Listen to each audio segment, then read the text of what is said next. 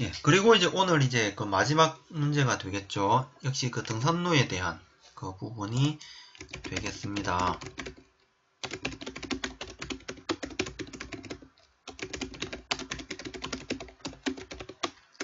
자, 자연 친화적인 등산로 설계 방향에 대하여 설명을 하시오라는 문제가 되겠는데, 자, 이 문제는 자 89회 때 3교시에서 한번 나왔었고요. 그 다음에 또 한 문제는 최근 자 등산 인구가 증가함에 따라서 산림이 자 훼손되는 등 부작용이 발생되고 있다. 자연 친화적인 등산로 정비를 위한 등산로 설계 시에 고려할 측면을 자, 세 가지로 구분을 해서 설명하시오라는 문제가 87회 때 2교시에 나왔었습니다. 그러니까는 2회 연속으로 이 문제가 나왔었더라는 것 기억을 해주시면 될 것 같고요. 네, 그러면은 바로 이제 먼저 자, 첫 번째 자 등산로의 자 개요로서 저는 시작을 해주도록 하겠습니다.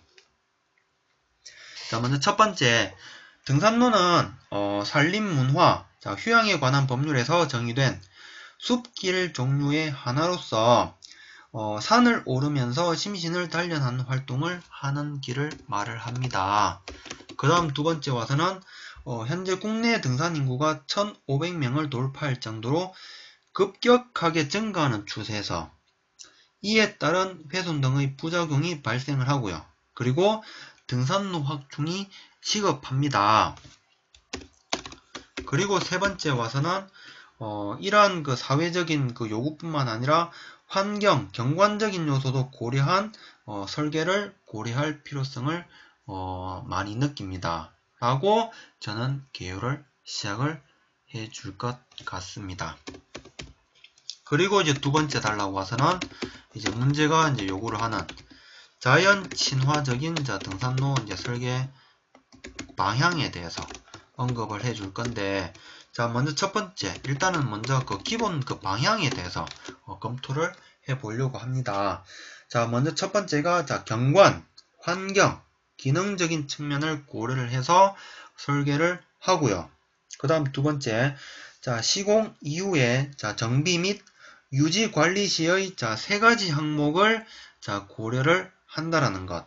그 다음 세 번째, 자, 설계 시공 중에 자, 현장 토론회를 2회 이상 실시하도록 하고요. 그 다음 네 번째는 현장 여건을 충분히 고려한 공종을 반영할 필요성이 있겠습니다. 이게 그 등산로 설계 방향에 대한 그 기본 방향으로서 말씀을 드릴 수가 있겠고요. 그리고 이제 두 번째로 와서는 이제 다양한 측면에서 바라볼 건데, 먼저 첫 번째가 자, 경관적인 측면이 되겠고요. 그 다음에 환경적인 측면이 있고, 그 다음에 기능적인 측면이 있겠습니다. 그럼 먼저 자, 경관적인 측면에 대해서 설명을 해본다 한다면은, 자, 먼저 자, 첫 번째가 자연 경관과의 조화에 자, 유의를 하고 경관을 손상시키지 않도록 합니다. 그리고 두 번째는 산림 문화 자산을 적극적으로 발굴하도록 하고요. 그 다음 세 번째, 자, 수목이라든지 야생화, 표찰 이외의 볼거리와 역사적인 이야깃거리를 자, 설계에 반영을 하도록 합니다. 그리고 네 번째가 현지 자재를 최대한 자, 설계에 반영을 하도록 하고요. 그 다음 다섯 번째가 야생화 등의 군락지라든지 조망 지역의 주변 인목은 제거 또는 정비를 해서 경관을 자, 즐길 수 있도록 자, 설계를 합니다. 그리고 여섯 번째가 주변 자연과의 연속성이라든지 일체성을 유지하도록 하고요. 그 다음 일곱 번째가 자, 부대 시설과의 자, 형태적인 통일성을 자, 강조를 합니다. 그리고 여덟 번째, 자연스러운 자, 굴곡을 통해서 자, 선형을 잡고요. 그 다음에 정비한 시설물이 강하게 자, 두드러지지 않도록 자, 배려를 합니다. 그리고 색상의 선택 부분에 있어서는 주변의 자연과 잘 어울리도록 조화가 되도록 하고요. 그 다음에 마지막으로는 위화감을 주지 않도록 자, 시설물을 자, 설치를 한다라는 것. 이게 자, 경관적인 측면에서의 자, 설계가 되겠습니다. 그 다음에는 자, 환경적인 자, 측면에 있어가지고 또 언급을 해볼 건데, 자, 먼저 첫 번째가 환경의 자연성이라든지 취약성, 복원력 등의 입지적인 특성에 유의를 합니다. 그리고 두 번째, 자연 환경의 보전, 생물 다양성의 확보 등을 고려를 하고요. 그 다음 세 번째가 야생 생물의 생식 및 생육 환경의 보전에 유의를 하도록 하고요. 그 다음에 사고, 재해 방지를 적극적으로 도모를 하고, 그 다음에 자연 환경의 훼손을 방지를 하고, 훼손지는 식생복원을 실시를 합니다. 그리고 주변 환경의 조화에 유의를 하고요.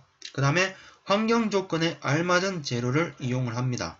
그리고 지형이라든지 식생 등을 배려를 해서 선형을 설정을 하고요. 그 다음에 지형의 변화와 식생의 훼손이 불가피한 경우에는 훼손을 최소화하도록 합니다.